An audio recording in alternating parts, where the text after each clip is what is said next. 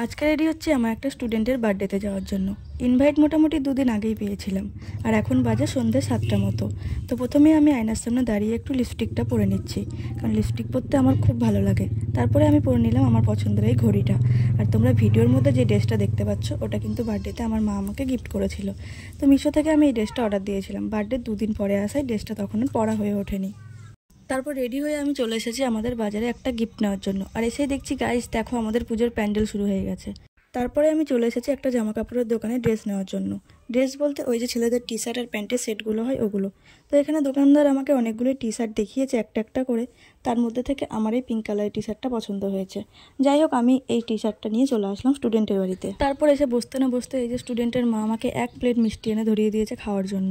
আর guys আমার মুখের অবস্থাটা দেখতেই পাচ্ছ, কারণ আমি মিষ্টি খেতে অতটাও ভালোবাসি না।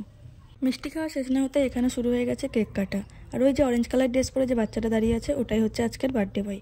আর পার্সোনালি আমার যেটা খুব খারাপ লাগে সেটা হলো এই স্নো স্প্রে ওড়ানো। কিন্তু বার্থডে সেলিব্রেশন হচ্ছে আর স্নো স্প্রে উঠবে না, এটা তো হতে পারে না। তো যাই হোক, ওখানে কেক কাটার পরে এখানে আমরা এখন বসে পড়েছি খেতে। এখানে খেতে খেতে গান শুনতে পাচ্ছি, কারণ বাইরে বাচ্চারা নাচছে। তো যতক্ষণ আমরা খাই ততক্ষণ তোমরা একটু নাচ দেখে নাও। দেখো না কে এসেছে,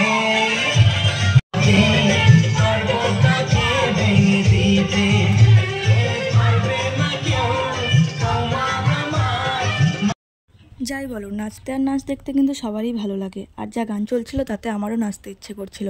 তবে আমাদেরকে এখন যেতে হবে বাড়ি, রাত ভালোই হয়েছে, মোটামুটি 10টা মতো বাজে। তাই এখানে বার্থডে বয় দিদিকে টাটা করে আমরা চলে যাচ্ছি বাড়ির দিকে। আমরা যতক্ষণ বাড়িতে যাই ততক্ষণ তোমাদের ভিডিওটা ভালো লাগলে একটা একটা করে লাইক আর কমেন্ট করে দাও।